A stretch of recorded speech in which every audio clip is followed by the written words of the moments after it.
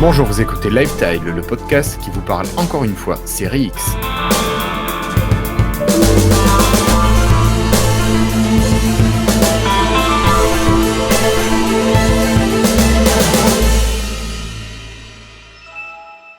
Bienvenue à toutes et à tous, nous sommes aujourd'hui le jeudi 18 juin 2020 et c'est l'épisode 185 de Lifetile. Un épisode un petit peu différent parce qu'on utilise un nouvel outil dont vous allez pouvoir nous donner votre avis à la fin de l'épisode. Alors, ce soir j'ai droit à une équipe un petit peu originale. J'ai le plaisir d'accueillir d'abord Cassim. Bonsoir Cassim. Bonsoir, c'est moi, je suis original, c'est ça, c'est moi. C'est ça. Et à côté de toi ou en dessous de toi, nous avons un invité, Étienne. Salut Étienne. Bonsoir tout le monde. Donc Étienne, tu es un fidèle auditeur depuis de multiples années. Oh oui. Non, il y avait Pas encore depuis des le début, Windows Phone à mais l'époque. pas loin. Voilà. J'ai repris tout quasiment. Oui. Comme c'est disponible et tout. Voilà. Ouais. Merci le podcast. Et à côté de toi, il y a David que l'on va essayer de garder jusqu'à la fin. Salut David. Salut les copains, ça va bien? Ça va. Tu rigoles, Allez, j'ai réécouté le podcast des pigeons, là, le premier. Là, oh là là, c'est vieux. Ça m'a fait trop marrer. Bref, mais c'était pas la même chose, on parlait pas des mêmes sujets. Ouais. Allez, moi je vous propose de vous rappeler quand même que vous pouvez nous retrouver en vidéo en suivant la chaîne YouTube. Donc vous avez l'adresse qui s'affiche en bas, youtube.lifetile.fr. David le disait tout à l'heure, vous pouvez nous retrouver en audio sur le flux RSS. Donc là, vous avez tous les épisodes depuis le premier, le lâcher de pigeon. Donc podcast au singulier.lifetile.fr. Et bien sûr, pour nous retrouver dans tous les cas, vous avez le site internet lifetile.fr. Voilà. Cassim, tu es prêt à partir, à gérer ces news avec moi ? Parfait, on va même gérer des news en général. Ah bah oui, des news en général, bien sûr. Allez, c'est parti.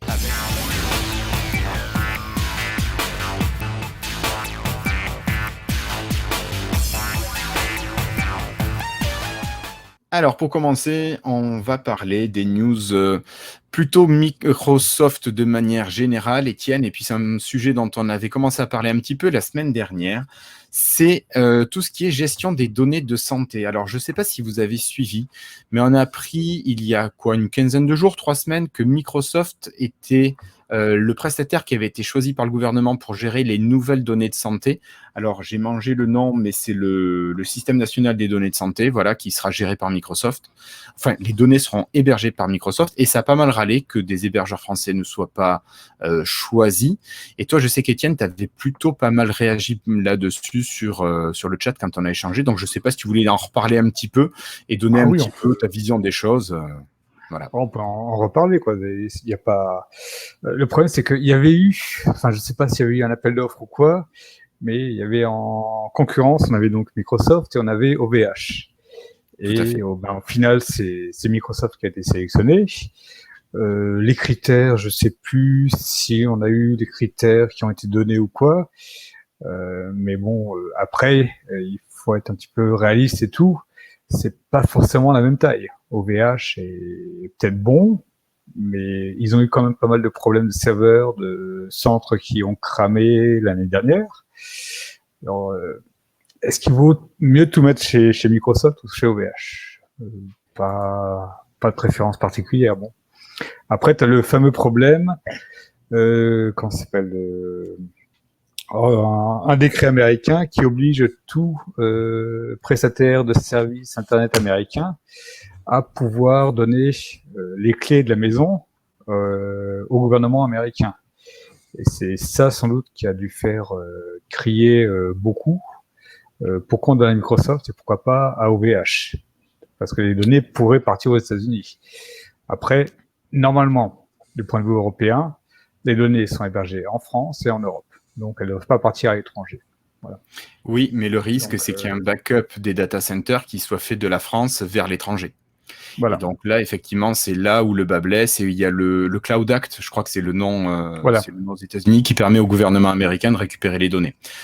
Après, je ne sais pas si c'est d'un intérêt... Enfin, si, c'est important, mais ce que tu avais évoqué tout à l'heure, c'est que Microsoft était le seul prestataire qui était habilité à héberger des données Justement, santé. il y a une habilitation qui est donnée par le gouvernement et seul Microsoft avait cette habilitation. Donc même OVH, malgré leurs commentaires, pouvaient toujours demander à héberger ces données. Finalement, ils ne pouvaient pas le faire parce qu'ils n'étaient pas habilités à le faire. Et dans l'administration, si tu n'es pas habilité, même si tu es capable de le faire, tu n'as pas le droit de le faire. Voilà. Ça, Voilà. voilà, Et on ça, en sait quelque chose. C'est le gros souci, quoi. Bon, déjà, on voit très bien que si jamais on parle de Microsoft dans l'éducation nationale, on crie au loup et tout, à tort et à raison. Mais bon, après, je sais plus, il me semble qu'on avait vu, justement, sur GitHub, tu dois avoir les sources du système de santé. Ouais. Je sais plus, faut peut-être que je retrouve. Bon, c'est pas important. Mais c'est censé être quand même accès aux algorithmes de façon publique. Est-ce que c'est bien, pas bien? Faudrait lire le code et ça. Voilà, on comptait sur toi, Étienne, pour en faire une analyse assez poussée ce soir. Je crois que tu Oui, fais rater bien le sûr. coche. Cassim et David, vous avez des avis là-dessus, vous, ou pas du tout? Ou ça vous laisse de marbre? Cassim, peut-être. C'est des sujets de toute façon qui sont assez complexes, mais c'est vrai que moi j'aurais tendance à. Il faut rappeler qu'OVH est quand même un champion français. Et je trouve ça effectivement un peu dommage de ne pas avoir essayé. Après, j'imagine qu'il y a des raisons qui font que. Et que c'est peut-être pas qu'une histoire de gros sous, c'est aussi une histoire donc d'habilitation, de maîtrise technique, quoi. Mais c'est vrai que j'aurais préféré peut-être que. Ce qui est bizarre, c'est que OVH n'ait pas l'habilitation, quoi. Peut-être. Alors, si c'est vraiment un problème, de critères, peut-être il aurait fallu plutôt aider OVH à arriver jusqu'à ces critères-là plutôt que. Mais bon, après voilà, c'est des enjeux de gouvernement, de politique, de politique publique. Mais ouais, je trouve ça un peu dommage de pas avoir essayé de priver. Pour une fois qu'on a quelqu'un de plutôt doué, enfin dans le secteur des technologies, la France, elle n'est pas forcément toujours au top, quoi. En l'occurrence, dans le cas de l'hébergement de données et de l'hébergement, OVH est quand même assez réputé, quoi, même à l'échelle internationale. Donc, c'est dommage de ne pas avoir essayé de faire le pas. Alors, je comprends tout à fait ce que tu dis, Cassim, et je le partage, mais moi, j'ai plusieurs sites qui sont hébergés sur différents clusters OVH, et j'en ai assez fréquemment qui tombent en carafe. Alors, c'est pas forcément très longtemps, mais pendant 1 heure, 2 heures, 3 heures, tu perds l'accès au site, et c'est quand même assez dommage. Alors, est-ce que il y a ce manque de fiabilité comparé à Microsoft, finalement, qui quand même a un pourcentage de durée d'accès quand même quasi proche du 100%? Après, j'imagine qu'on a une différence de qualité d'accès en fonction du niveau d'accès, de ce niveau service, quoi. C'est-à-dire que oui, moi j'ai un serveur qui me suffit, j'attends pas forcément à genre 3 € par mois. J'imagine que c'est pas le même niveau de service que ce que OVH aurait offert au gouvernement, j'ose espérer. Bien sûr. Mais oui, je comprends ce que tu veux dire. En tant que client, j'ai pas la même image, alors que tu vois, même avec un compte tout basique de chez Microsoft, finalement, j'ai un taux de disponibilité quasiment à 100%, quoi. Mais oui, non, mais après, oui, voilà, c'est sûr que, en plus, on parle de données de santé, donc c'est quand même quelque chose d'assez sensible. Oui. Alors après, voilà, au niveau de la sécurisation des données, je pense que quand même Microsoft est assez doué en ce qui concerne la sécurisation des données. J'ai pas souvenir, moi, quand on ait parlé de grosses failles. Alors si, une fois, il y a eu un serveur qui n'avait pas été mis à jour chez Microsoft, alors on en a parlé il y a une dizaine, quinzaine d'épisodes. Mais bon, à part ça, j'ai pas souvenir que Microsoft ait subi des attaques, et en tout cas été vulnérable.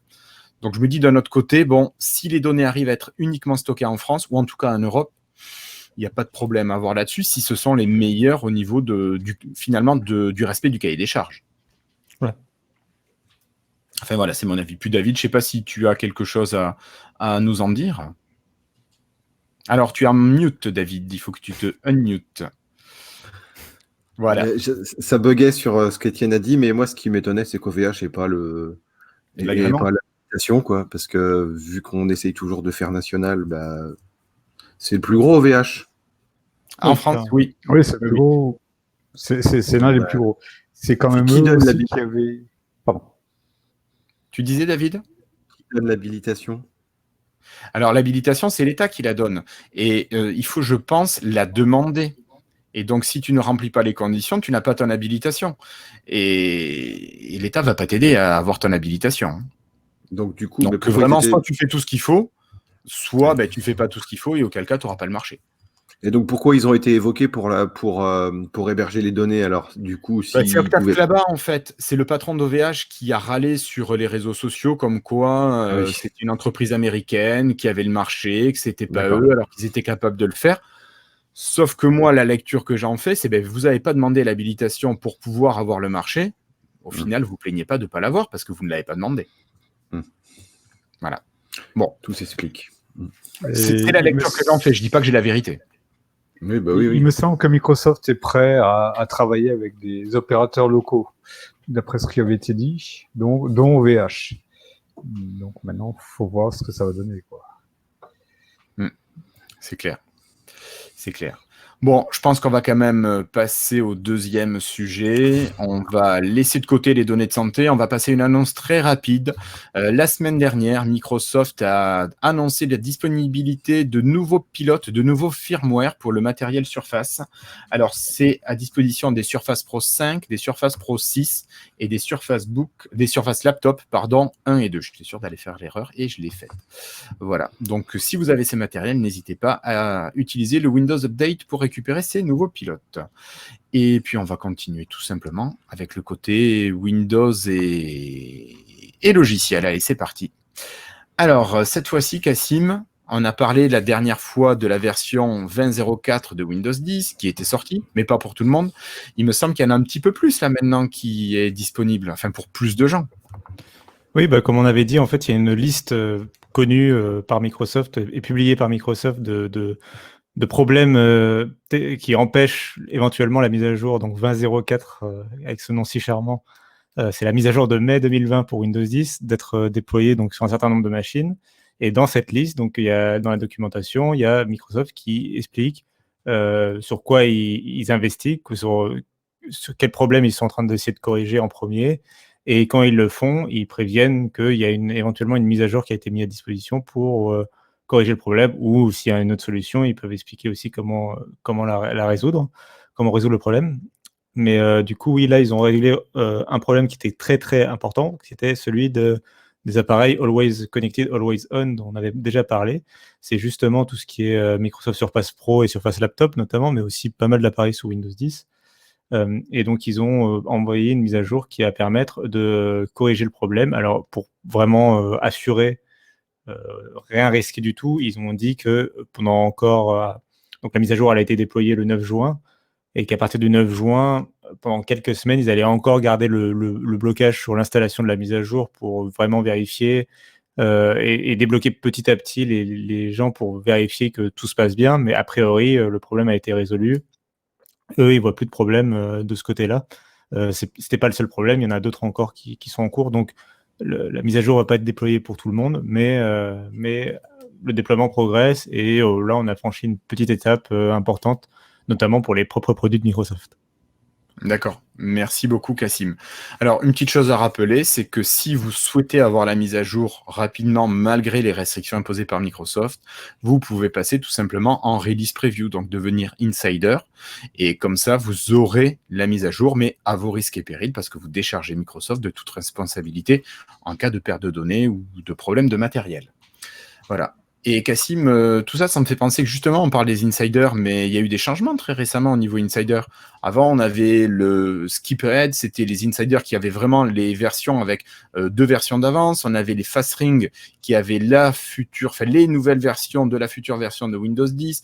Les slow ring qui avaient des versions un petit peu moins pressées. Et puis enfin, les release preview qui avaient juste, on va dire, des mises à jour de fonctionnalités qui arrivaient quand les autres avaient déjà testé les plâtres, enfin essuyé les plâtres. Et là, Microsoft a décidé de revoir sa copie, de changer un petit peu le programme Insider, il me semble, non? Oui, ça, c'est que on l'a vu avec ton explication, c'est que c'est pas forcément très évident de comprendre exactement qui avait accès à quoi et comment ça se passait. Puis en plus, les noms n'étaient pas forcément ultra clairs pour tout le monde. Là, Microsoft, ils ont décidé de revoir complètement le fonctionnement du programme Insider. Alors, ça peut sembler être juste un changement de nom, mais il y a eu récemment une nouvelle tête, en fait. Donna Sarkar, elle a laissé sa place pendant quelques mois. La place était vacante. Oui. Puis là, on a une nouvelle dirigeante pour le programme. Et donc, c'est sous son impulsion, à mon avis, qu'il y a eu ces changements-là. Donc ça augure, à mon avis, de changements un peu plus importants à l'avenir. Elle veut donner, à mon avis, donc c'est Amanda Langowski, elle veut donner, qui est une historique de l'équipe Windows, et elle veut donner, à mon avis, un nouveau souffle à ce programme Insider qui avait un peu perdu de poids au cours des dernières années. Donc maintenant, on n'aura plus 4 boucles ou 4 rings comme il y avait avant, mais 3 canaux, des channels. Et en fait, ils vont se plaquer sur le modèle de Microsoft Office et de Microsoft Edge pour avoir toujours les mêmes noms. Quand même. À peu près, et pour avoir globalement les mêmes noms et le même fonctionnement dans l'idée que les autres services, pour au moins avoir une idée quand tu t'inscris de à quoi tu vas avoir accès. On a la Dev Channel, donc le canal Dev qui va remplacer Fast et Skip Ahead.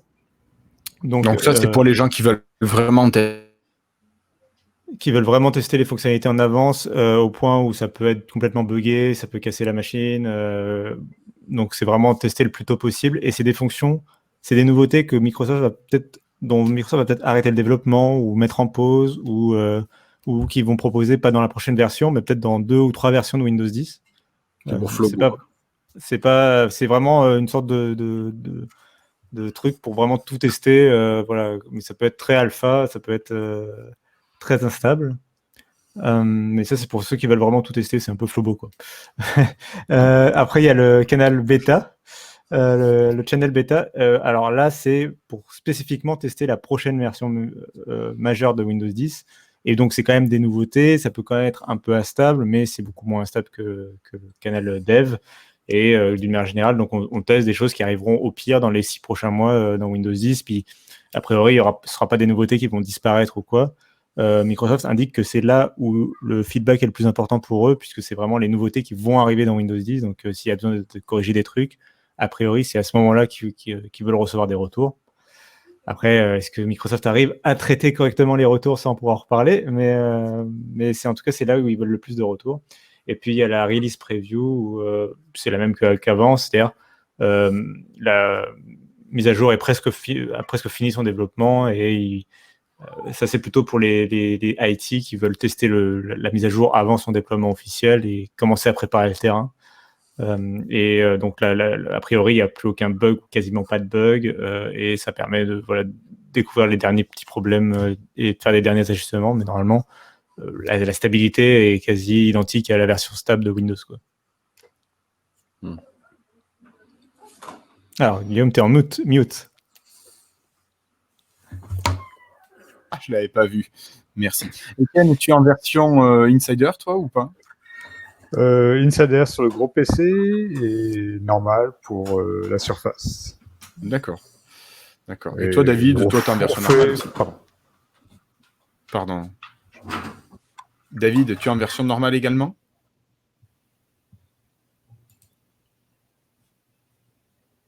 Ah, David a du bruit à côté.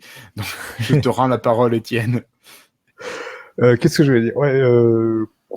Ça fait un moment, on voit plus vraiment la différence avec tout normal. Les versions Insider, quoi. Ouais. Ok. Pour ma part également, en release preview, mais vraiment sans aucun souci jusqu'à présent, quoi. J'ai eu une machine un jour qui a eu besoin d'être... Je suis tout en normal, moi. Je prends plus de risques. Ma Surface 3, elle est bien vieille. Et puis l'autre ordi, c'est celui où on bosse et tout. Il n'y a pas besoin de... En fait, je fais plus grand-chose de geek. Tu fais du classique. Ok, allez, on va continuer. Alors, Cassim, il semblerait que, donc, avec cette sortie de la version 20.04 de Windows 10, il y a eu des difficultés qui étaient relevées, et notamment la fonction de récupération qui s'appelle, alors j'ai mangé le nom, repartir à zéro. Est-ce que tu peux nous expliquer un petit peu ce qui s'est passé et qu'est-ce qu'en fait on est en droit d'attendre de Microsoft, s'il te plaît? Oui, il y a Microsoft qui a fait un petit problème de communication. C'était pas si important que ça au final, mais ils ont eu un petit problème. C'est en fait, donc il y a des insiders qui ont non, je vais reprendre depuis le début. En fait, tu as une mise à jour il y a plusieurs années qui a apporté à Windows 10 une fonctionnalité qui était plutôt pratique, qui est le redémarrage à zéro ou le fresh start en anglais. et qui permet en fait de revenir, donc de réinstaller Windows 10, supprimer tout ce qui est application, tu gardes tes données, tu gardes tes documents, et surtout ça supprime les applications préinstallées par le fabricant, donc ça permet d'avoir une version propre de Windows 10, excepté les applications Microsoft Store du fabricant, mais tout ce qui est par exemple le programme d'essai d'antivirus, ce sera supprimé. Donc c'est assez pratique. C'était arrivé avec la Creators Update. Et en fait, là, les gens qui testaient justement dans le programme Insider la version 20.04 de Windows 10, la mise à jour de mai, ils se sont rendus compte que la fonction, elle avait disparu. En fait, quand tu allais dans le menu de récupération de Windows 10 ou dans le hub de sécurité, c'était les deux endroits où tu pouvais déclencher la fonctionnalité. Elle était toujours indiquée, mais à la place du bouton pour lancer la procédure, il y avait plus d'informations qui renvoyaient vers une page web qui décrivait la procédure où il te disait d'appuyer sur le bouton commencer qui avait disparu. Donc les gens ont signalé le problème pendant 8 mois. Pendant 8 mois, le problème a été signalé par de nombreuses personnes et Microsoft a complètement ignoré le problème ils n'ont pas du tout communiqué dessus, ils n'ont pas corrigé, ils n'ont rien fait de ce problème. Donc là, au bout de 8 mois, donc la mise à jour est en cours de déploiement. Le problème arrive dans la presse, plusieurs médias relaient le truc. Et là, Microsoft n'a jamais communiqué en fait sur le sujet, mais a discrètement mis à jour la documentation en ligne, la fameuse page web, qui était référencée. Donc, quand vous allez dans les paramètres de récupération, que vous voulez lancer un redémarrage à zéro, le système vous renvoie vers une page web. Cette page web a été mise à jour par Microsoft. On voit la date de mise à jour d'ailleurs qui date de cette semaine. Ça devait être mardi 15 juin, un truc comme ça. Autour du 15 juin en tout cas, et donc cette page a été mise à jour pour expliquer que la fonctionnalité avait tout simplement été déplacée, donc elle n'est pas supprimée, mais simplement Microsoft en plus c'est plutôt bien à rationaliser un peu sa façon de réinstaller Windows. Désormais la fonctionnalité elle est au même endroit que toutes les autres façons de réinstaller Windows, c'est-à-dire dans récupération et dans l'option réinitialiser ce PC. Désormais, il y a le choix de conserver ou non ces données, puis d'installer Windows à partir soit du PC, soit à partir d'un téléchargement depuis le cloud. Ça, c'est une des nouveautés de la mise à jour, justement. Et une fois qu'on a sélectionné tout ça, on peut aller dans les options supplémentaires et demander à supprimer les logiciels qui étaient installés par défaut avec son PC.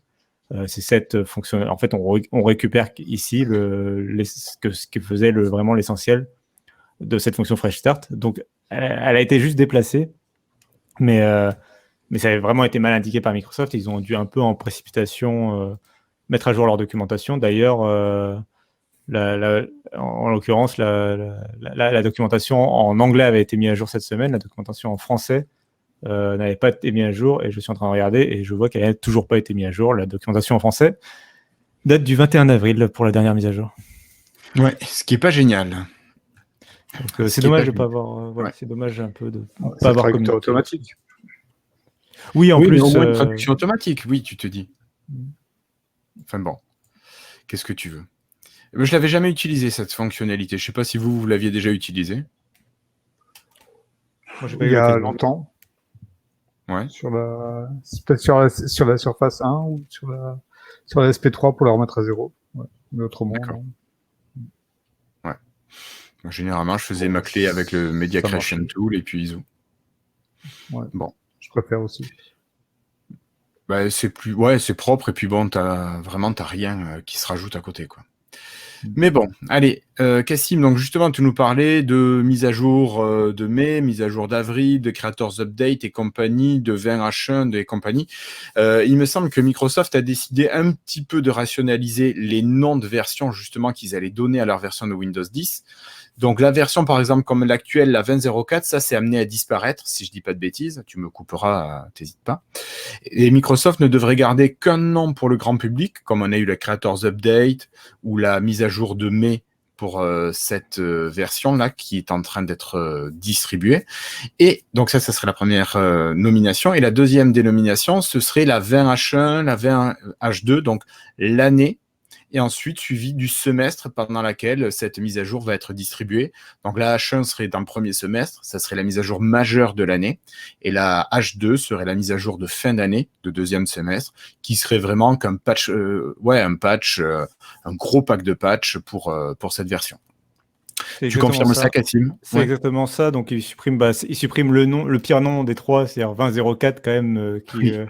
qui avait causé pas mal de problèmes dans certains épisodes, mais c'est justement, le nom était pas très clair. Là, au Ouais. moins, en plus, c'est ridicule. Le nom était ridicule parce qu'en plus, 2004, ça désignait le mois d'avril 2020 pour finalement une mise à jour qui s'appelle la mise à jour de mai. Ça n'avait pas vraiment de sens. Là, au moins, juste en visant la moitié de l'année, ils ont pas, a priori, ils n'auront pas de souci pour que ça corresponde bien. Et puis, ça permet d'avoir quand même un vrai numéro de version qui est quand même plus clair aussi que mise à jour de mai 2020. C'est quand même pas le truc le plus simple à écrire tous les jours. Au moins un numéro de version en 4 lettres, on sait de quoi on parle. Et on peut facilement s'y référer. C'est bien pour la documentation, par exemple. Donc, c'est bien d'avoir regardé les deux, je pense. Et comme tu l'as dit, il y a effectivement la mise à jour, la première mise à jour de l'année, c'est une mise à jour majeure qui demande une réinstallation d'une build. Vous savez, où vous avez plusieurs redémarrages. C'est plus rapide qu'avant, mais ça reste une mise à jour un peu plus lourde, qui d'ailleurs est un peu plus lourde de sens en général pour la machine. Il peut y avoir facilement des pannes. La mise à jour de fin d'année, c'est une mise à jour plus simple et du coup, elle passe simplement par Windows Update. Avec peut-être juste un seul redémarrage, mais vous savez, c'est une installation qui est beaucoup plus rapide. C'est comme une mise à jour mensuelle en fait de Windows 10, même si elle peut apporter quelques nouveautés. Okay. Ça marche, Cassim, ça marche. Merci beaucoup. Voilà, donc on a notre camarade David qui va nous quitter. Vous avez remarqué qu'il n'était plus à l'écran. Sa connexion a fini par le lâcher. Voilà, donc on espère qu'on pourra le retrouver le jour où il aura une meilleure connexion, la fibre par exemple, si ça arrive dans son pays. Allez, on continue cette fois-ci avec une petite information qui va peut-être vous intéresser si vous êtes joueur de console. Vous connaissez peut-être le compagnon Xbox pour soit votre ordinateur, soit surtout pour votre smartphone. Donc, vous l'avez sur Android, vous l'avez sur iOS. L'application commence à être un petit peu vieillotte au niveau interface et Microsoft a annoncé travailler sur une nouvelle version de cette application. Et donc, les premières moutures sont déjà disponibles. Donc, on peut voir des screenshots de cette application en ligne. Et par contre, toutes les fonctionnalités qui étaient présentes dans la vieille version ne sont pas encore là dans la nouvelle version. Mais Cassim, tu penses comme moi que c'est juste qu'elles n'ont pas encore été implémentées et que cette nouvelle version du compagnon Xbox devrait être attendue bizarrement pour la sortie de la série X ou quelque chose comme ça à peu près, non? Une concordance qui serait heureuse. Enfin, c'est l'hypothèse que je fais. C'est exactement ça. On voit que Microsoft travaille sur plusieurs terrains à la fois là pour préparer la fin de l'année. On pourrait reparler de xCloud, etc. Mais voilà, ils préparent plusieurs choses à la fois. Il y a quelques semaines, il y avait l'application de contrôle parental pour la Xbox, l'univers Xbox qui est arrivé en preview sur Android. Il y a donc cette nouvelle application Xbox et on a vu aussi le nouveau store de la Xbox qui a été fuité. Donc on a pas mal, on a vu pas mal de nouveaux éléments. Donc oui, ils avancent là-dessus. L'application, on a aussi l'application compagnon Xbox de Windows 10 qui est en train de disparaître petit à petit au profit de l'application Xbox tout court qui sert à gérer notamment le Xbox Game Pass. Donc tout ça est en train de... moyen quand même. Hein. Alors, je suis d'accord que pour l'instant, alors déjà, l'application est toujours en bêta, puis elle a toujours effectivement des soucis. Et en plus, toutes les fonctionnalités du compagnon Xbox ne sont pas encore passées dans l'application Xbox. Donc, c'est en cours de progression. J'espère que pour le lancement de la Xbox Series X, tout sera carré et que justement, ils auront un écosystème d'applications moderne, qui fonctionne bien et qui soit cohérent et qui soit pas redondant avec 40 versions de l'application en parallèle, quoi. Et qui marche partout. Et qui marche partout. Étienne, alors toi, tu as bien une Xbox. Tu es bien joueur. Deux, oui. Ouais. Deux, carrément. Mais par contre, toi, tu peux pas utiliser ça sur ton smartphone. Oui, j'ai toujours, sur mon Windows Phone, j'ai toujours l'app Xbox. J'ai l'app Xbox sur le PC. Est-ce que je m'en sers? Bonne question. Voilà. Est-ce qu'on se sert des clubs Xbox et compagnie? Personnellement, non. Moi. Je pense que même mes enfants, ils doivent pas s'en servir beaucoup, quoi. À la rigueur, pour les screenshots, mais c'est tout. C'est pas. Ouais. Et là, je viens de voir justement, comme vous en parliez, quand tu lances le Xbox Companion machin, l'app, il te dit il y a une nouvelle qui est sortie, téléchargée là. Alors tu y vas, tu te dis que tu vas ouvrir le store Microsoft. Non, ça t'ouvre pas le store Microsoft. Non, c'est un tu vas sur le web. Voilà. Donc, après, est-ce qu'on va s'en servir? Je sais pas. Je peux pas vraiment dire. Ça va apporter quoi sur PC? Je sais pas ce que ça va apporter, mais je pense que ça va faire sans doute le lien avec la série X et peut-être la potentielle série S. Voilà. Moi, c'est une application que je commence un peu plus à. Enfin, j'aimerais bien que la compagnon, justement, vraiment laisse sa place à quelque chose de plus moderne, mais les fonctionnalités qui sont dedans, c'est quelque chose que je commence un peu à vouloir utiliser maintenant que je joue un peu plus dans l'écosystème Xbox parce que je suis abonné au Game Pass. Ça permet de partager plus rapidement des captures d'écran, des moments un peu. Pas forcément les partager sur Twitter, mais plutôt les partager dans l'écosystème Xbox à tes amis et justement avoir ce genre avoir un peu quelque part un peu une sorte de équivalent de Facebook ou de Twitter, ouais, mais spécialisé dans le côté jeux vidéo, quoi, et de pouvoir partager entre amis, de pouvoir suivre ses succès, ce genre de trucs. Je trouve ça sympathique. Après, oui, c'est pas non plus les fonctions que j'utilise tous les jours. Et je sais pas si j'en aurais vraiment besoin sur mon téléphone, quoi. Ça, c'est clair. Je pense que la fonction que j'utilisais le plus de compagnon, c'était le streaming de la Xbox vers le PC. Et ça, je suis même pas sûr que ça arrive à la fin dans l'application Xbox. Je pense que ça va plutôt arriver dans l'application xCloud, en fait. D'accord. Ça marchait bien, d'ailleurs. Ça marche toujours très bien. Ça marche toujours très bien. Par contre, bête question, les apps Smart Glass. Ça, par contre. Ça a disparu. Je pense que l'application va.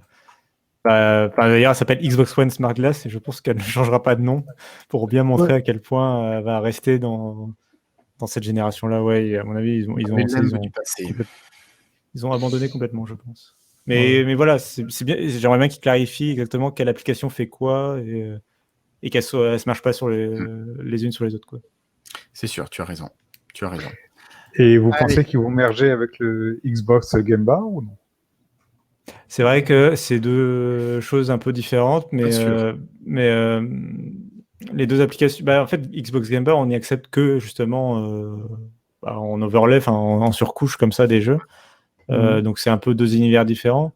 Mais j'aimerais bien, oui, en tout cas, il faudrait qu'en termes de design et tout ça, ce soit cohérent et que les éléments de l'un, tu les retrouves dans l'autre. Là, par exemple, je veux bien qu'il y ait un peu de que les unes se marchent un peu sur les autres parce que justement, quand tu es dans le jeu, tu as envie de pouvoir partager facilement un truc, tu le fais depuis la Game Bar, tu le fais pas depuis l'application.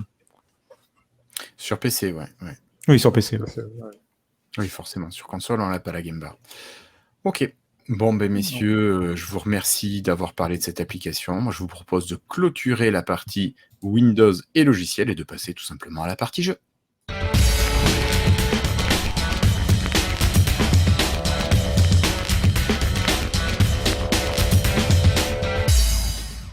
Alors, pour commencer, quelque chose qui aurait dû être une nouveauté, Cassim, il semblerait que la conférence de Sony ait un petit peu coupé l'herbe sous le pied de Microsoft. On aurait dû entendre parler enfin de la Xbox Series S ou la Xbox Lockhart. Est-ce que tu peux nous rappeler rapidement ce que c'est et qu'est-ce qu'on aurait pu entendre de la part de Microsoft ? C'est un journaliste américain qui a indiqué qu'a priori, d'après lui, il est plutôt fiable, c'est Jeff Grubb. Microsoft aurait dû parler de la Xbox Lockhart ce mois-ci. Donc la Xbox Lockhart, c'est la déclinaison a priori plutôt bon marché de la Xbox Series X, qui serait beaucoup moins puissante et qui n'aurait pas de lecteur Blu-ray. Le but pour Microsoft, ce serait d'avoir une console qui soit beaucoup plus accessible en termes de prix. On n'a toujours pas le prix de la série X, mais on imagine qu'elle va être assez chère, au moins 500 € probablement, et que du coup, cette Xbox Lockhart là permettrait d'avoir une console peut-être à 300 €, quelque chose comme ça. Donc d'avoir quelque chose de beaucoup plus agressif. Donc elle est en développement. On a d'innombrables preuves qu'elle est en développement, c'est-à-dire que on sait par Windows Central que des employés de Microsoft l'ont en test chez eux, la console. Ouais. On a vu dans le code, dans plusieurs fichiers de Windows 10, il y a des références directes à Scorpio et Durango, qui sont les noms de code de la Xbox One et de la Xbox One X, à Anaconda, qui est le nom de code de la Xbox Series X, et à Lockhart, donc le fameux nom de code de cette nouvelle console. Ouais. Et on a même aussi des petites indiscrétions, comme quoi il y aurait carrément un média qui auraient la console dans leur bureau, dans leur rédaction en preview. Probablement, si vous vous souvenez, quand Microsoft avait dévoilé la Xbox Series X, les caractéristiques au mois de mars, je crois, ils en avaient montré l'intérieur justement et le fonctionnement à Austin Evans et à Digital Foundry, voilà. Qui sont deux chaînes YouTube qui sont assez importantes dans le domaine du jeu vidéo. Et donc ils avaient montré, Microsoft avait montré la console. On imagine que là ça aurait été la même chose. Et on ne sait pas quel média là, mais voilà, apparemment il y a donc un média qui a une prise en main en stock de la console et qui a priori pas le droit de la publier tant que Microsoft qu'elle n'est pas sortie. Voilà, tant que Microsoft n'a pas donné le feu vert. Mais voilà, on a quand même beaucoup trop de pistes pour douter de son existence. La question, c'est est-ce qu'elle sera un jour annoncée et commercialisée? Ça, par contre, tant que Microsoft le fait pas, ça peut toujours être annulé. On se souvient de la Surface Mini qui avait été annulée une semaine avant son annonce, enfin son annonce prévue. Donc voilà, quid de la Lockhart. Et donc oui, a priori, Microsoft avait prévu un événement pour la deuxième semaine du mois de juin. On se souvient qu'ils ont annoncé au début du mois de mai qu'ils créaient un événement qui s'appelait le Xbox 2020 et qui était le fait de parler tous les mois. Tous les mois, ils parleraient de leur nouvelle console, de leur nouveau service, etc. Donc, ils en ont parlé en mai avec quelques jeux. Et normalement, ils devraient en parler en juin. Alors, ils avaient dit clairement que le gros événement, ce serait juillet avec leurs jeux à eux. Et qu'au mois de juin, ce serait un truc un peu particulier, que ce ne serait pas un Inside Xbox. Donc, du coup, ça aurait pu marcher. Ça aurait pu marcher, voilà, annoncer une console, ça aurait pu marcher. A priori, à cause de la conférence Sony, Microsoft aurait retardé le lancement de la Lockhart à plus tard dans l'année. Ça ne veut pas dire qu'ils n'auront rien annoncé en juin, même s'il reste qu'une semaine. Mais en tout cas, a priori, la Lockhart, ce ne sera pas pour tout de suite. On verra quand est-ce qu'elle sera, si elle est dévoilée. Je vais juste rappeler aussi, entre-temps, on a eu donc la fameuse conférence de Sony, et sans rentrer dans les détails, Sony a quand même présenté la PlayStation 5 classique, et a présenté à la surprise générale une PlayStation 5 Digital Edition sans lecteur Blu-ray. C'est ça que je voulais te demander, ouais. Ouais, donc la PlayStation 5, elle est un petit peu moins puissante que la série X, donc si ça se trouve, elle pourrait être un petit peu moins chère. Et il y a une PlayStation 5 donc Digital Edition qui est exactement la même, sans lecteur Blu-ray. Donc, il n'y a pas ce différentiel de puissance comme on attend avec Lockhart. C'est aussi pour ça qu'à mon avis, Sony a réussi à créer la surprise, c'est que les développeurs n'ont pas besoin de changer leur jeu, en fait. Les jeux fonctionnant sur PlayStation 5, voilà, c'est la même PlayStation. Donc, personne n'était au courant, à mon avis, à part Sony. Et donc, ça veut dire que c'est encore plus crucial pour Microsoft, sauf s'ils prévoient de mettre la Xbox Series X au même prix que la Digital Edition PlayStation 5, c'est encore plus crucial pour Microsoft d'avoir la Lockhart sur le marché dès la fin de l'année. Et ça, on ne sait même pas s'ils avaient prévu de la lancer à la fin de l'année, quoi. Et c'est ça, il y a un tout petit prix. Alors moi, Cassim, je voulais te demander, on a vu passer des tarifs pour la PlayStation 5, alors une page Amazon qui l'aurait donné à 499 €. Alors ça, c'est pour la version avec lecteur Blu-ray. Est-ce qu'on a eu d'abord, première chose, un tarif annoncé pour la version toute digitale? Et après, est-ce qu'on peut imaginer une différence de tarif énorme comme ça entre la Lockhart et puis cette version de la PS5 sans lecteur Blu-ray? Alors les prix, tout ce qui est prix de commerçants comme ça, qui est mis en ligne souvent pendant que quelques heures ou qui reste comme ça, c'est que ce qu'on appelle des placeholders, c'est juste les commerçants qui mettent le prix, souvent un prix abusivement haut. On a déjà vu des PlayStation 5 à 1000 € par exemple, au cas où en fait il faut pas mettre un prix trop bas parce que après tu es obligé d'honorer la commande si les gens commencent à commander. Donc en général ils mettent un prix abusivement haut en attendant de savoir le vrai prix. Amazon France n'est pas, à mon avis, pas du tout au courant du tarif de la PlayStation 5. Je pense que même Sony n'est pas encore tout à fait sûr du tarif de leur console. Du prix qu'ils vont demander. Ouais. Mais après 499 € le prix qui a été fuité là, c'est un tarif qui est crédible pour la console. Sony prépare le terrain en disant que leur console sera plus chère que d'habitude. D'habitude, elle était à 400 €. Passer à 500 €, c'est pas déconnant. Quand tu vois le matériel qu'il y a dedans, non. Voilà, quand on sait en plus qu'elle coûte à peu près 450 $ à fabriquer, donc 500 €, ça semble le prix crédible. Après, combien ils peuvent descendre le prix en enlevant le lecteur Blu-ray? Un lecteur Blu-ray, c'est 30 à 40 $ à la fabrication. Donc, ça permet de baisser, on imagine, à peu près de 50 € le tarif. Ça, c'est le truc raisonnable.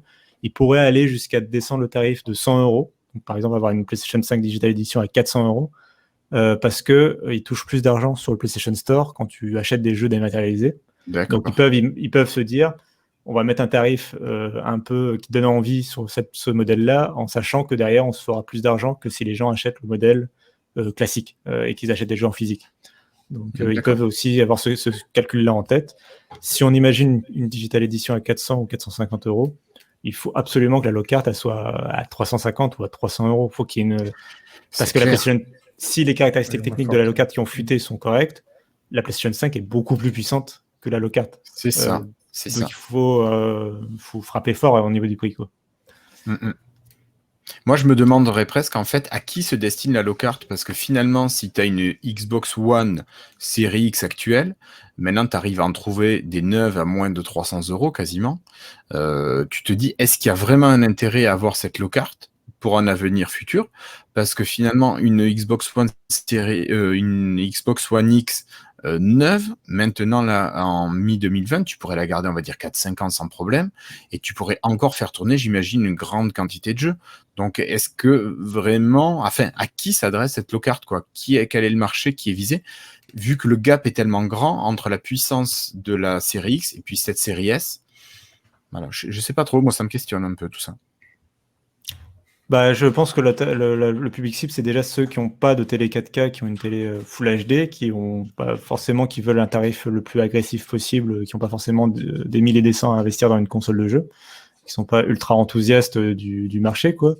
Et je pense que en plus, ça leur permettra de le vendre moins cher par abonnement, ce modèle-là en plus, avec leur système d'abonnement. Cette version, ouais. Donc, je pense que les deux ont pour but de miser sur le tarif, soit à prix unitaire, soit prix par abonnement. Et après, à qui ça s'adresse au final, je pense que faut pas les comparer je pense que les Xbox One vont disparaître du marché très rapidement. Je pense même que, d'après moi, il devrait plus y en avoir au moment où s'ils prévoient vraiment de la sortir la low-cart à la fin de l'année, pour moi, il faut que la Xbox One ait disparu des étalages à ce moment-là, quoi, en fait, et que du coup, que le client ait qu'un choix clair. S'il veut une console Xbox, il faut qu'il ait que le choix entre la série X et la low-cart. Et que si c'est un nouveau client, si c'est quelqu'un qui a déjà une Xbox One chez lui ou une Xbox One X, là, je suis d'accord que il peut attendre, et d'ailleurs Microsoft le dit, vous pouvez attendre 1 an pour changer ou plus. Pour l'instant, nos jeux, on va continuer à les sortir sur Xbox One. Vous n'êtes pas pressé. Si vous n'êtes pas pressé, il n'y a pas de souci sur ça. Je pense que le but, c'est vraiment d'avoir un prix agressif et de casser aussi le marché par rapport à Sony, quoi. Ouais, pour aller chercher du client Sony, en fait, et le faire venir chez Xbox. C'est ça. Du client Sony qui, de toute façon, va peut-être quand même acheter la PlayStation, mais au moins qui, peut-être en console, soit du client Sony qui est prêt à switcher, c'est possible, soit du client Sony qui va quand même acheter la PlayStation parce qu'il veut Last of Us et compagnie, Uncharted et machin, mais qui a vu que le Game Pass était quand même super intéressant, mais qui va peut-être pas investir 500 € dans une deuxième console. Oui, parce qu'il a déjà acheté la PS5, donc il va pas acheter la série X. Et du coup, la low-cart pourrait être la deuxième console idéale du salon, quoi. Ok. Je pense. Ouais. On a une idée de la comparaison entre la One X et la low-cart. 4 teraflops, je ne sais plus du tout pour la One X. La One X, elle est un petit peu au-dessus, il me semble, si je dis pas de bêtises. En fait, effectivement, en puissance brute graphique, elle est à 6 teraflops, la Xbox One X. Donc, sur le papier, on peut avoir l'impression que la low-cart serait moins puissante. Mais en fait, premièrement, la Xbox One X, elle vise le 4K, alors que la low-cart, elle vise le Full HD. Ouais. Et du coup, tu n'as pas les mêmes jeux, les mêmes options ne sont pas activées de la même façon sur les deux consoles, et ils ne vont pas d'un coup basculer à la Xbox One X en mode Full HD, quoi. Donc ça, c'est le premier point. Le deuxième point, c'est que les 4 teraflops de la low-cart sont basés sur une architecture beaucoup plus moderne et performante d'AMD. Donc en fait, la puissance brute est moindre, mais les performances réelles tirées de cette puissance brute sont supérieures, a priori, ou en tout cas équivalents. Ça va se jouer, quoi. Ce ne sera pas un grand gap. Et à côté de ça, comme le disait Guillaume, il y a tout ce qui va être en fait, les features de cette nouvelle architecture. Donc le SSD déjà, qui a priori sera dans la low-cart, le processeur qui est beaucoup plus puissant que ce que la Xbox One propose. La Xbox One même la Xbox One X propose un processeur de PC portable de 2013. Donc et là, on passe à un PC de bureau de 2020, haut de gamme. Donc le gap est quand même énorme. sensible. En plus de ça, il y a des features dans la puce graphique, même si elle est à 4 teraflops, type le ray tracing, type le variable ray shading, des technologies comme ça, qui vont permettre d'améliorer les performances ou d'optimiser mieux les jeux pour les développeurs, en fait. Donc globalement, la console, en vrai, elle est plus puissante, plus moderne que la Xbox One X. Mais elle n'est pas forcément beaucoup plus puissante, mais tellement mieux optimisée que finalement, les performances n'en seront que meilleures. Et comme c'est la base, en fait, la Xbox One X, ça se traîne la Xbox One derrière, alors que là, la low-cart, elle va servir de base pour la nouvelle génération. Donc pour lancer la X, ouais. Ok. On a une idée des chiffres de vente des X comparés au S ou One? Non, Microsoft donne aucun détail là-dessus. Jamais eu de chiffres. Donc on sait juste qu'ils ont vendu à peu près 50 millions d'exemplaires de Xbox tout court, de Xbox One depuis le lancement de 2013, et que donc ils sont au 3e du marché derrière la Switch et la PlayStation 5, la PlayStation 4. 3e sur 3, quoi. Ouais. Voilà. D'accord. Ouais, c'est déjà pas mal. Enfin. Oui. Bon, allez, moi je vous propose de continuer un petit peu. Alors, vous avez parlé beaucoup de caractéristiques de machines. Alors, je sais pas si vous voulez revenir dessus, parce qu'on avait cette histoire des manettes Xbox, enfin que la console, la série X et sûrement la série S n'aurait pas de Bluetooth pour la connexion de la manette.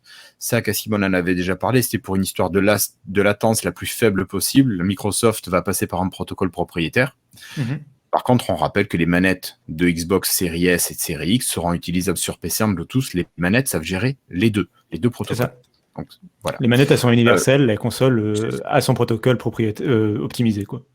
Sinon, les manettes, ça ira aussi vite. Oui. Et les manettes One fonctionnent aussi, fonctionneraient aussi sur la One X. Ouais, tout fonctionne sur tout. Il n'y a pas aucun problème. Ouais. Ok, qu'est-ce que j'avais marqué? Pas grand-chose. Je sais pas, tu vois autre chose Cassim m'a rappelé sur ce matériel, parce que je sais que tu as refait un article j'avais récupéré des articles là-dessus. Non, non, sur la partie matérielle, non, tu évoquais le Bluetooth. On rappellera juste que pour l'instant, ils n'ont pas annoncé de support du Bluetooth audio, ce qui me chagrine toujours, le fait que si tu as envie de jouer avec un casque et que tu as un casque Bluetooth, par exemple un Bose à réduction de bruit, etc., tu peux pas brancher simplement ton casque. Aucune des consoles ne le gère. Je trouve ça un peu dommage. C'est bête, ça, quand même. C'est une technologie quand même. La prise jack qui est sur ta manette. C'est quand même assez. Enfin, pour moi, c'est quand même devenu quelque chose d'assez classique des appareils multimédia, quoi. Mais bon. Bah oui, je suis assez d'accord avec toi, parce que bon, t'as pas besoin d'une connexion Wi-Fi non plus pour le son, donc je vois pas l'obligation d'avoir du filaire, mais bon, je ne sais pas. Bon allez, on va laisser la partie hardware. Cassim, niveau interface, tu l'as soufflé tout à l'heure, il y a eu des fuites de la nouvelle interface de la Xbox. Est-ce que tu peux nous en dire un petit peu plus? Qu'est-ce qui va être organisé? Bon, mon petit doigt m'a parlé des différents types de jeux, si c'était Game Pass, si c'était en achat numérique ou si c'était par CD, enfin par Blu-ray ou DVD. Ça serait pas présenté pareil, mais je crois qu'il y a d'autres choses aussi qui sont là, non? Oui, il y a plusieurs éléments. Microsoft continue de travailler sur l'interface de la Xbox. En fait, c'est l'interface de la Xbox One et elle va évoluer avec la Xbox Series X, mais ils vont garder cette fois la même base a priori pour passer sur la Xbox Series X. On ne sait pas encore clairement si l'interface esthétiquement va changer. Ce qui est sûr, c'est que si jamais ils changent quoi que ce soit, les consoles garderont toutes le même OS. Donc, c'est-à-dire que s'il y a une mise à jour pour la série X, elle sera aussi proposée pour la Xbox One tout court, pour garder la cohérence, et que si tu as les deux générations de machines à la fois chez toi, par exemple, genre dans une autre chambre ou quoi, tu vas garder la même interface. Là, ils ont déployé effectivement la mise à jour de juin pour la Xbox cette fois, et qui justement, tu le disais, clarifie un peu la bibliothèque. Il y a désormais un petit macaron qui s'affiche sur les jeux selon le service qu'il propose, si vous l'avez acheté, s'il vient du Game Pass, s'il vient par exemple de l'abonnement EA Access, ou s'il vient d'un CD, etc. Donc là, c'est un peu plus clair pour organiser sa bibliothèque. Et puis, ils ont rajouté, et c'est Étienne qui évoquait les clubs tout à l'heure, désormais les clubs vont avoir un macaron officiel si on parle du club d'un jeu. En fait, typiquement, il y avait l'exemple du club Sea of Thieves. Donc maintenant, il y a une sorte de macaron, comme on a l'habitude sur Twitter, la petite certification pour indiquer que c'est le club officiel du jeu, dédié au jeu, quoi. D'accord. Donc ça, c'est les petites nouveautés d'interface. Il y a Sony qui a annoncé que la PlayStation 5 aurait une refonte complète de son côté.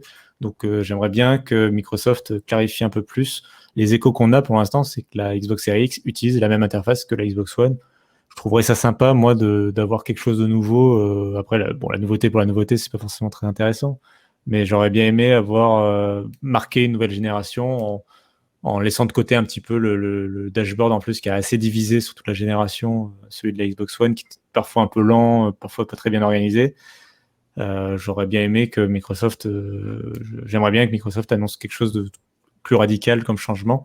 D'autant que, je sais plus si on en avait parlé dans l'émission du store Mercury, donc le nouveau store de la Xbox, donc, qui a fuité, qui est installable, des petits malins ont réussi à installer sur PC. Donc c'est un store qui est prévu pour la Xbox, mais on peut l'installer, puisque c'est une application universelle, merci Windows 10, on peut l'installer sur un PC, et on peut la tester comme ça un peu les essais de Microsoft, et on voit que l'interface a complètement été refaite, le store n'a plus rien à voir, est beaucoup plus efficace, beaucoup plus fonctionnel, beaucoup plus clair, beaucoup mieux organisé, chaque fiche est beaucoup mieux faite, mais du coup, il va presque... s'il lance vraiment le nouveau store avec la nouvelle Xbox, mais que l'interface reste la même par ailleurs, ça va un peu jurer d'avoir d'un coup un truc super nouveau et super ergonomique, et puis le reste qui sera peut-être moins bien ficelé, quoi. D'accord, ouais. Je sais pas après, je sais pas si l'interface si elle vous convient ou pas, la nouvelle finalement l'interface qui est devenue l'interface de la Xbox One actuellement. Moi, je la trouve assez... l'interface en elle-même, ça me va. Mais le store, je le trouve lent et pénible à utiliser. Vraiment, c'est le truc que j'aimerais voir vraiment évoluer, être beaucoup plus efficace pour s'y retrouver. Parce que quand tu veux passer ce que tu as avec le Live Gold, ce que tu as avec le Game Pass, ceci, cela, c'est un peu partout. C'est pas... Des fois, tu cherches des jeux avec les noms, c'est mal rangé. Je sais pas, moi, je suis pas hyper fan du store. Voilà. Étienne, toi, je sais pas ce que t'en penses. Ouais, le store, c'est lent. Comme tu dis, c'est lent, avec la connexion ou sans la connexion, ça reste lent. Sinon, l'interface de la One classique, des fois, tu épingles des jeux, mais tu les retrouves pas, faut que tu descendes. Enfin, je sais pas comment ils se sont organisés, mais c'est clair que ça ferait du bien de simplifier tout, quoi. Donc ouais. là, Cassim a la gentillesse de nous présenter le store à l'écran. Qui est quand même beaucoup. Vas-y, Étienne, continue. Ouais, non, ce que je voulais dire, c'est que effectivement, maintenant, quand tu lances un jeu, tu vois en bas, affiché en bas, Game Pass, Gold et compagnie. Ça, c'est déjà un petit peu plus, quoi. On continue, d'améliorer un petit peu, clarifier un peu la chose. Un truc que j'avais adoré, moi, dans leur nouvelle boutique, c'est le fait que le trailer ne se lance plus automatiquement. Ce qui est quand même assez pénible, je trouve, sur le Microsoft Store actuel. Ouais, je suis assez d'accord avec toi. Au moins, ça pourrait se lancer en silencieux. Ça ferait un intermédiaire. Bon. Oui. Bah là, ils ont un système à la Netflix où les trailers se lancent automatiquement quand tu navigues. Oh, je viens de faire planter l'application. Elle est en bêta interne, c'est normal. Ça fait un flop. Les trailers se lancent automatiquement quand tu navigues dans l'application, un petit peu à la façon de Netflix. Ouais.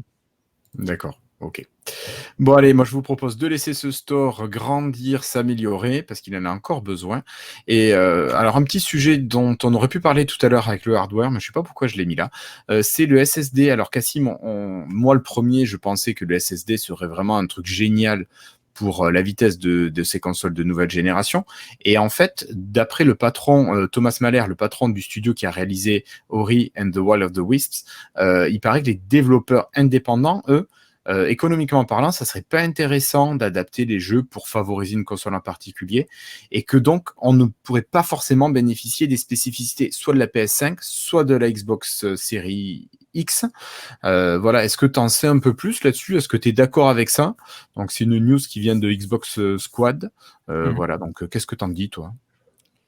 Oui, en fait, je pense que dans la discussion, il faisait référence au fait que les développeurs tiers, ils visent toutes les plateformes. Donc, il y a, je sais pas, un Bien jeu. sûr. Là, il parle c'est le développeur d'Ori, mais il parle d'une manière générale d'un jeu qui pourrait sortir sur toutes les plateformes. On n'imagine pas, je sais pas moi, un Call of Duty, par exemple, repenser complètement son développement pour spécifiquement tirer parti du SSD de la PlayStation 5. C'est vrai que pour l'instant, ce SSD, c'est vraiment un nouveau terrain, c'est terre inconnue un peu pour les développeurs, parce que même si on le connaissait déjà sur PC, on n'a jamais eu de console avec un SSD en série comme ça. Et du coup, ça peut créer des nouveaux systèmes. Là où de la puissance graphique supplémentaire, tu peux facilement mettre quelques options, quelques curseurs, les faire monter, augmenter le nombre d'images par seconde, augmenter la définition, mettre des textures un peu plus jolies. Ça, c'est facile. Donc, c'est pour ça que la Xbox Series X risque de tirer mieux parti par rapport à la PlayStation 5 en termes, vu qu'elle est un peu plus puissante, d'avoir, par exemple, un peu plus de fluidité, un peu plus de graphisme. Ça, oui, il risque d'avoir une petite différence entre les deux consoles de ce côté-là. En tout cas, c'est assez simple à imaginer. C'est déjà ce qui s'est passé entre la PlayStation 4 et la Xbox One ou entre la Xbox One X et la PlayStation 4 Pro. Donc, c'est facile à imaginer. Sur la question du SSD, c'est plus difficile. On a l'impression qu'ils vont effectivement prendre le SSD de la Xbox Series X comme base parce qu'il est plus lent que la PlayStation 5. Ça servira de base, mais qu'ils ne vont pas forcément aller chercher à profiter des nouveautés spécifiques de la PlayStation 5 en supplément parce que ça demanderait peut-être une nouvelle philosophie pour le jeu. Je prends un exemple assez extrême. Si on imagine que le SSD de la PlayStation 5 permet de vraiment supprimer totalement un temps de chargement, par exemple un déplacement en ascenseur. Donc le jeu sur PlayStation 5 n'aurait pas d'ascenseur, le personnage se téléporterait, avancerait tout de suite. Et il faudrait rajouter l'ascenseur en fait sur la version Series X. Ce serait un peu ridicule d'un coup d'avoir dans l'action une pause ou d'imaginer de rajouter des temps de chargement un peu artificiels comme ça sur Series X. Ce serait assez étrange, donc je pense que c'est ça qu'ils voulaient pointer du doigt. Alors par contre, les exclusivités de chacun, en tout cas surtout les exclusivités de Sony sur la PlayStation 5, tireront bien parti par contre du SSD. Est-ce qu'ils arriveront à faire des choses que les gens ne savent pas faire sur les séries X? Ça, c'est aussi à déterminer, on ne sait pas trop. Mais ils ont déjà fait la démonstration de quelques jeux qui tiraient parti de ce SSD, et c'est vrai que c'est assez impressionnant. Oui, Ratchet et Clank, par exemple. Exactement. Tu vois les portails instantanés, quoi. Après, ça m'a fait penser aussi un petit peu à GTA et Red Dead Redemption. T'as pas forcément de chargement. Tu vas d'un endroit à l'autre. En fait, il y a un temps de chargement initial du jeu, effectivement, qui est très long. Mais une fois qu'il est chargé, il stream au fur et à mesure, donc tu n'as pas de temps de chargement. Tu en as un si tu décides de te déplacer instantanément d'un bout à l'autre de la carte. De téléporter, De te téléporter. Normalement, les consoles de nouvelle génération annihileront ce temps de chargement. Ça va être vraiment... Tu le vois dans Ratchet & Clank, ça dure le temps de chargement. Il y a un temps de chargement dans Ratchet & Clank, il passe de portail en portail, mais tu as une sorte de zone intermédiaire dans lequel la console charge, décharge et recharge, et ça dure à peine une seconde, quoi. Tu t'en rends compte à peine, quoi. Donc c'est genre Red Dead Redemption, il faudrait s'imaginer que voir le héros franchir une porte et puis hop, c'est bon, il est déjà ou enfourné, monté sur son cheval et hop, il est déjà dans la nouvelle zone, tu vois. Ouais. Alors moi j'ai une autre question. Est-ce qu'on peut pas avoir peur que les jeux des studios officiels fassent vraiment des tueries, vraiment des jeux qui soient vraiment très haut de gamme, et que justement à cause de cette non-utilisation des spécificités de chaque machine, les autres jeux des indépendants soient vraiment des jeux de niveau plus faible? C'est pas un truc à craindre, ça, ou...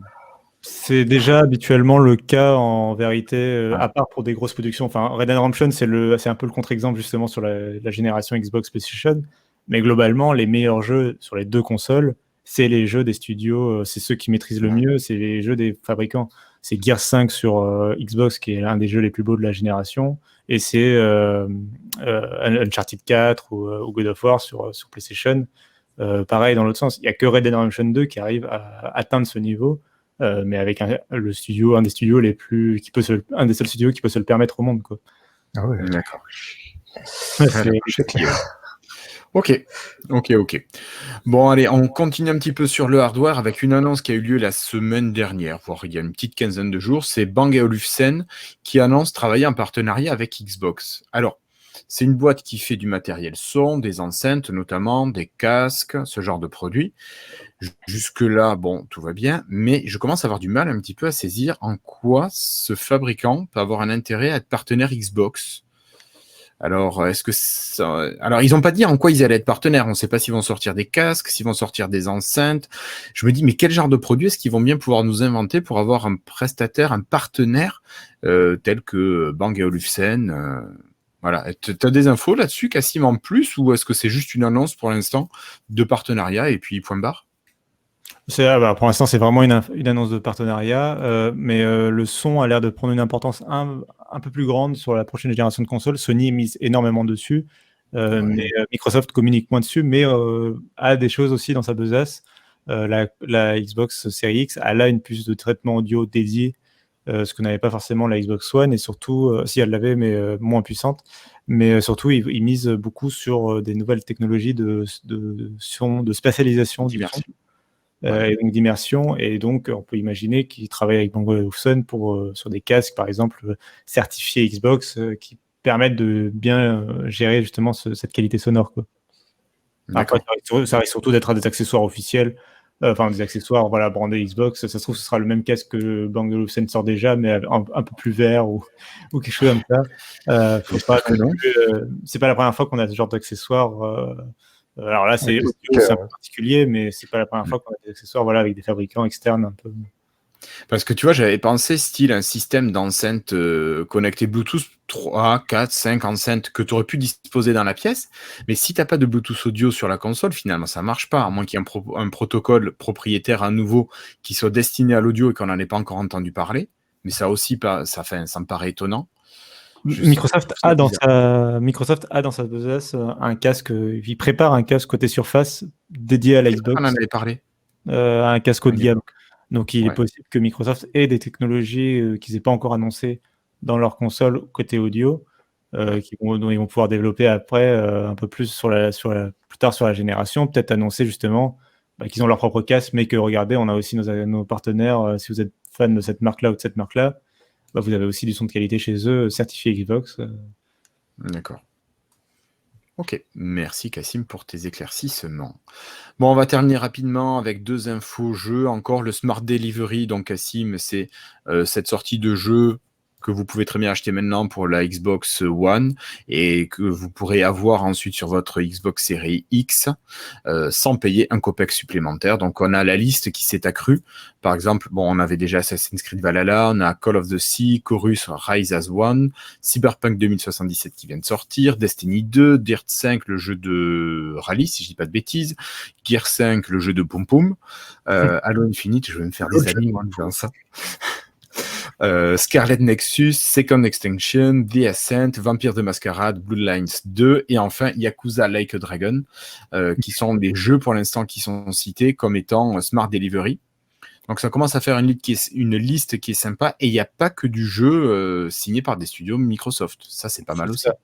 C'est ça, et puis il faut garder en tête que ça fonctionne dans l'autre sens aussi. Si vous achetez un jeu sur Xbox Series X, vous pouvez y jouer sur Xbox One. Donc si vous gardez par exemple votre Xbox One toujours dans une autre chambre ou quoi, voilà, le jeu marche sur les 2 consoles, il n'y a pas de souci, vous n'avez pas besoin de racheter. C'est pas que une upgrade, c'est vraiment un jeu qui fonctionne sur toutes les plateformes. Dans tous les sens. Il y avait une news qui est tombée aujourd'hui que je pense qu'il faudrait évoquer. Je peux l'évoquer rapidement, mais c'est une nouveauté du côté de xCloud, donc c'est quand même assez important. C'est le fait que, donc déjà, d'une part, Microsoft, on rappelle que xCloud pour l'instant c'est basé sur la Xbox One S, et Microsoft voudrait en fait passer le matériel de xCloud justement à la Xbox Series X en 2021.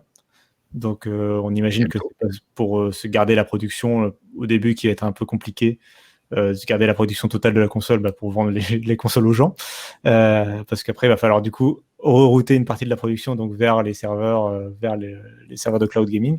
Mais donc dès 2021 il devrait y avoir, donc dès l'an prochain a priori on devrait commencer à avoir des jeux next-gen sur les serveurs xCloud. D'ailleurs ils avaient annoncé que la Xbox Series X elle est capable de faire tourner en simultané 4 jeux Xbox One S vraiment en même temps sur 4, on pourrait imaginer sur 4 écrans différents. Ce ne sera pas une fonctionnalité qui sera donnée aux joueurs et au grand public, ce sera à mon avis réservé à xCloud, mais voilà, ça va permettre à Microsoft pour une Xbox installée dans leur serveur de faire tourner 4 instances potentiellement pour les jeux d'ancienne génération.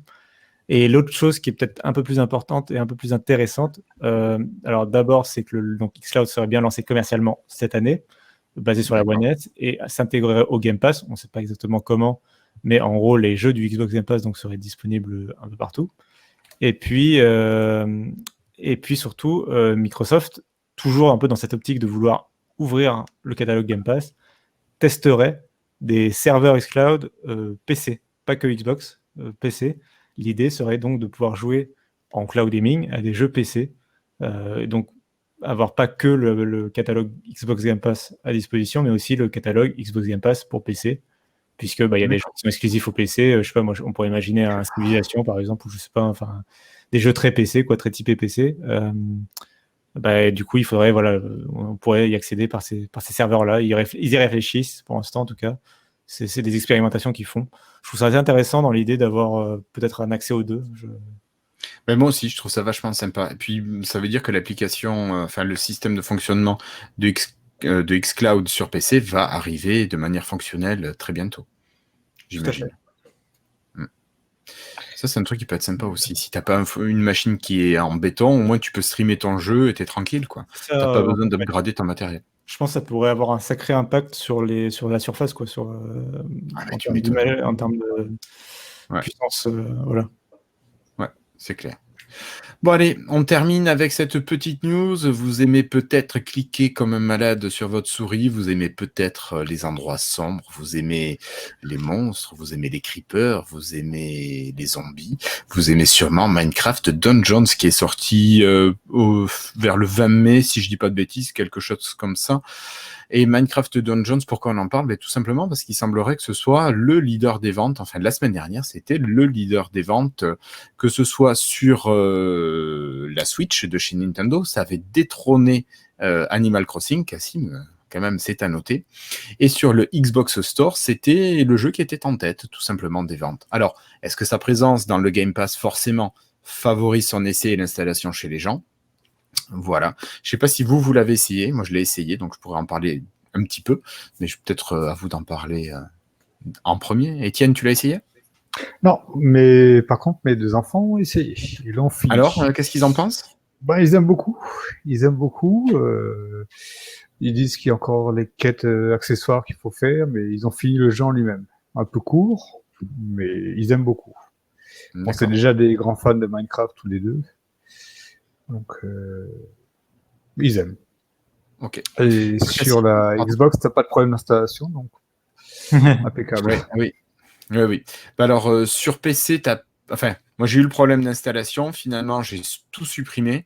Je l'ai relancé. J'ai rien fait d'autre. Si, j'ai redémarré l'ordinateur une fois entre-temps et il est passé comme une lettre à la poste. Donc, parfois, ça veut bien passer sur PC. Cassim, donc toi, tu as réussi à l'installer finalement sur PC ou sur console? Donc, effectivement, j'ai eu quelques problèmes à l'installation. Ça, c'est plus la faute du Microsoft Store que du jeu. Le jeu, par contre, effectivement, j'ai quand même rencontré pas mal de bugs. Je mentionnerai, pour moi, le plus gros défaut qu'il a actuellement, et après je parlerai de ses qualités, mais c'est l'absence de sauvegarde dans le cloud. C'est quelque chose qui est complètement standard sur le Xbox, et d'ailleurs, donc la version Xbox là, bien sûr, comme tous les autres jeux Xbox. Par contre, sur PC, la sauvegarde, et c'est un des seuls jeux du Game Pass sur PC qui ne l'a pas, la sauvegarde n'est pas sauvegardée dans le cloud automatiquement. Donc, si vous désinstallez le jeu, vous perdez toutes vos données en fait de partie. Ça, c'est nul. Et ça, je ne comprends pas. On parle d'un jeu Microsoft, quoi. C'est ça. Je trouve ça assez inexcusable sur ça. Enfin, c'est un jeu interne à Microsoft, quoi. Donc je trouve ça vraiment étrange et un peu nul de leur part. Surtout que, ne pas l'avoir au lancement, c'est une chose. Ne pas l'avoir proposé depuis en mise à jour ou quoi, c'est pas non plus. Voilà, c'est vraiment un truc que je reprocherais assez fermement parce que quand même, imaginez perdre. En plus, c'est un jeu quand même qui se destine aux enfants. Si quelqu'un le désinstalle par erreur ou quoi, l'enfant il perd sa sauvegarde. C'est assez pénible, je trouve. Donc voilà. Bon, parenthèse faite. Le jeu en lui-même, par contre, oui, je l'ai terminé et comme disait Étienne, le scénario en lui-même est assez court. Merde. Oh, pardon. Excuse-moi, Cassine, fausse manip. Donc tu disais, tu l'as terminé? Il est terminé, et comme disait Étienne, il est assez court en termes de scénario. Le but en fait du jeu, et même c'est intégré dans le jeu, c'est de le recommencer plusieurs fois. On débloque des modes de plus en plus difficiles en fait, et Et tout l'enjeu, c'est d'améliorer son personnage. Et à chaque fois, on s'amuse à gagner en équipement et à devenir de plus en plus fort, puis à s'amuser à tester un peu toutes les combinaisons d'objets, d'armes, d'armures, etc. possibles. Donc c'est assez sympa. Puis c'est un très bon jeu à faire en coop. J'ai rencontré quand même pas mal de bugs, de déconnexions, de petits soucis, mais jamais de problème vraiment bloquant. Au pire, c'était un redémarrage du jeu, une reconnexion, et il m'a jamais vraiment fait perdre de données ou quoi. Donc donc globalement, j'ai passé une très bonne expérience. Je note les bugs, mais bon, le jeu, voilà, comme j'ai dit, j'ai terminé plusieurs fois et j'ai passé un très bon moment au final. Donc, et c'est un jeu que je recommanderais facilement aux gens. D'accord. Bah, alors, de mon côté, bon, effectivement, comme toi, je reproche cette non-synchronisation de la sauvegarde. Moi, je l'ai commencé sur PC, je pensais, en allumant ma console, pouvoir continuer ma partie, et en fait, je suis obligé de reprendre de zéro. Donc finalement, ça m'a saoulé, j'ai pas repris de zéro. Ça, c'est une première chose quand même que je retrouve assez désagréable. Après, je suis un joueur de Diablo. J'ai fait Diablo 1 en long, en large et en travers, toutes ces extensions. Diablo 2 en long, en large et en travers, toutes ces extensions. Pareil pour le 3, donc j'ai quand même quelques centaines d'heures. Tu connais le genre, quoi. Et combien de souris en fait, je me suis fait suer sur Minecraft Dungeons. Je pense que c'est pas assez, alors soit gore, soit horrifique. Je sais pas, je l'ai pas trouvé assez prenant. Voilà, je trouve qu'il y manquait quelque chose. Comparé à Diablo, toujours, hein, parce que voilà, il y a tout ce passif. Mes enfants aussi l'ont essayé, surtout ma fille, elle a trouvé top. Elle s'est éclatée à dégommer du zombie. Pour ça, c'est génial. Mais voilà, moi, je trouve, je sais pas, c'est peut-être trop mignon, c'est peut-être trop propre pour, voilà, pour un hack and slash classique. Donc, je l'ai pas terminé. Mais après, ce que tu disais qu'il soit court, c'était le cas c'était le cas pour Diablo 1 et Diablo 2. Oui, voilà, ça fait partie du genre, j'ai l'impression. C'est ça. Tu commençais en mode facile, tu passais en mode normal, tu passais en mode difficile et tu finissais en mode cauchemar. Et forcément, je crois que si je dis pas de bêtises, en mode cauchemar, si tu mourais, bah, tu perdais le jeu, tu étais obligé de recommencer à zéro ton mode cauchemar, quoi. Donc là, tu y vas et puis tu fais gaffe à pas te faire dégommer. Voilà. Ouais, vous l'avez fini, vous, dans les 3 modes ? Moi, j'ai fini du coup dans les 3 modes, effectivement. Donc, je dirais que quand tu gagnes en difficulté, en plus, le jeu te permet donc de rentrer dans un donjon en mode plus difficile que ce qui est recommandé si tu veux te mettre un peu plus de challenge. Et je dirais quand même que quand tu montes dans les niveaux et que tu testes un petit peu toutes les configurations, tu trouves un peu plus de plaisir. Je trouve effectivement que le début du jeu, il peut paraître un peu ennuyeux. Alors après, moi, j'ai pas joué, j'ai fait que Diablo 3 sur PlayStation 4 et puis je l'ai pas fini. Enfin, j'ai vraiment, donc j'ai pas une grande expérience de Diablo. Donc, et je sais que plusieurs personnes sont dans ton cas, Guillaume, d'avoir été un peu de s'ennuyer un peu sur le jeu, quoi. Donc, ouais, mais ça m'étonne pas parce que c'est pas tout à fait le même univers et même si enfin, je le trouve sympa, mais voilà, il est pas waouh. Après, il est dans le Game Pass, donc voilà, on l'utilise, on l'utilise pas, c'est pas grave. Je trouve quand même qu'il gagne un peu plus en ampleur, donc déjà sur les derniers niveaux, même de la campagne en général, et puis quand tu le répètes et que tu gagnes en difficulté, je trouve qu'il gagne un peu plus en ampleur. Bon, après, voilà, il n'y a pas une révolution d'un coup à la moitié du jeu, incroyable. Hein. Bah, je vais demander à ma fille de me faire les 2 premiers niveaux de difficulté, puis je reprendrai pour le 3e. Voilà. Comme ça, c'est bon. Voilà.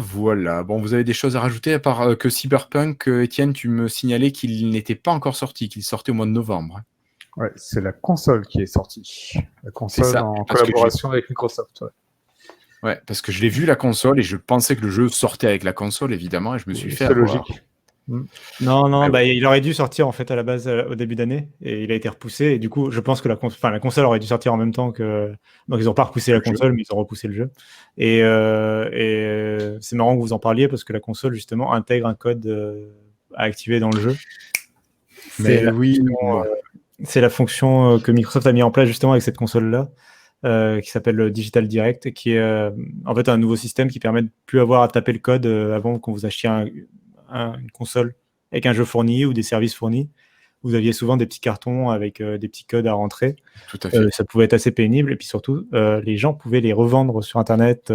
Il y avait tout un réseau, un petit peu un marché gris en fait de revente de jeux. Donc Microsoft aimerait bien lutter contre ça et du coup maintenant c'est la console qui intègre directement les services. Vous rentrez votre compte Microsoft à l'initiation et vous avez une rubrique où vous pouvez réclamer vos objets Et donc, vous pouvez le faire. Et je l'ai même constaté sur un PC, de façon assez surprenante, un PC qui intègre le 30 jours d'essai sur le Game Pass. Pareil, c'est dans le Microsoft Store, il y avait une petite rubrique réclamer votre bon. Et en fait, j'ai pas eu besoin de rentrer un code. J'avais juste je pouvais juste cliquer pour réclamer. Donc, au moins, c'est plus facile pour l'utilisateur. Ça casse un peu le marché gris. Il y a quelques joueurs qui sont tristes parce qu'ils peuvent plus revendre leurs clés. Moi, j'ai envie de dire, si vous achetez une console avec un jeu fourni, le but, c'est quand même un petit peu de jouer au jeu qui est fourni avec, mais bon. C'est ça. C'est ça. Ok. Merci, Cassim. Bon, Étienne et Cassim, je pense qu'on a fait le tour des sujets pour ce soir. Merci en tout cas à vous deux d'avoir été présents. Merci à David aussi d'avoir essayé d'être des nôtres ce soir. Étienne, où est-ce qu'on peut te retrouver, toi, sur les internets ? Twitter et le Slack. Twitter. D'accord. Alors le Slack, bon. Ouais. Alors Twitter, c'est quoi ton hashtag Twitter ? Non, c'est ET Schneider. Tout simplement. Voilà. Et tu nous parles de quoi sur Twitter ? Un peu tout, de rien. Beaucoup de retweets en ce moment. D'accord. Okay. Un peu tout de rien. L'informatique, c'est aussi pas mal. L'informatique, machine learning et compagnie. C'est un petit peu ton dada. Tiens, il me semble, j'ai vu plein de formations passer chez Microsoft en IA et machine learning. Ça aurait pu t'intéresser. Cassim, toi, c'est toujours @notcassim sur Twitter ? C'est toujours ça. Ça n'a pas changé. Et on te retrouve toujours sur Frandroid à écrire une multitude d'articles, surtout sur l'univers Microsoft. Je peux des fois en profiter un petit peu pour écrire là-dessus, effectivement. Un petit peu de temps en temps. Ça marche. Ok. Merci en tout cas à vous deux. Merci d'avoir répondu présent pour l'invitation, Étienne, pour cette invitation bis. Vu que voilà, on n'a pas pu enregistrer la semaine dernière. Merci d'avoir accepté de reporter à cette semaine. Bon, je vous remercie. N'hésitez pas à nous faire vos retours par rapport à l'utilisation de ce nouvel outil pour la vidéo. Donc, c'est sûr que si vous nous écoutez en audio, vous n'en avez pas grand-chose à faire. Mais allez, pourquoi pas, allez voir sur la chaîne YouTube ce que donne ce nouvel épisode, le 185. Voilà, faites-nous vos retours. Dites-nous ce que vous en avez pensé, si vous préfériez avant, si vous préférez comme ça maintenant. Voilà, donc n'hésitez pas. On prendra vos retours en considération. Je ne dis pas qu'on fera tout, mais on le prendra en considération. Voilà. Allez, merci à vous, portez-vous bien. Rendez-vous normalement la semaine prochaine pour l'épisode 186. On s'approche de la fin de la saison 9. Et bientôt l'été. Allez, ciao tout le monde. Merci encore à vous. Salut. Ciao. Merci.